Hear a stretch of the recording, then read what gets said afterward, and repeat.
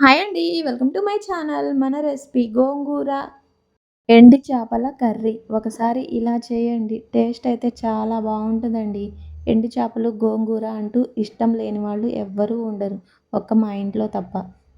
Oil ఏంటి ఇలా ఉంది అనుకుంటున్నారా? ఎండు చేపలు ఫ్రై చేశానులెండి. అందుకని అలా ఉంది.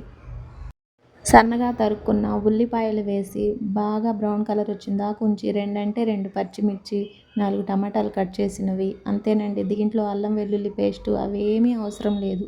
కొంచెం పసుపు, ఉప్పు, కారం, తరిగి పెట్టుకున్న గోంగూర బాగా మగ్గనివ్వాలి ఆయిల్‌లో. దాంట్లో సరిపడినంత కారం, కారం ఒక స్పూన్ ఎక్కువే పడుతుంది. మీ అడ్జస్ట్‌మెంట్‌ని బట్టి ఉంటుంది.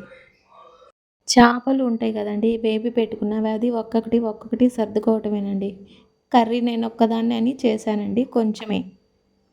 చేసిన తర్వాత తెలిసింది అందరూ కుమ్మి పడేసి నాకంటూ లేకుండా చేశారు. అంతంటే అంత టేస్టీగా ఉంటదండి. ఒక్కసారి చేసుకోండి. అమృతం కంటే ఎక్కువ ఉంటుంది టేస్ట్ అయితే.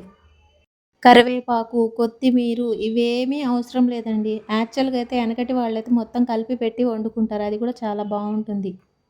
కొత్తగా చూస్తున్న వాళ్ళు సబ్స్క్రైబ్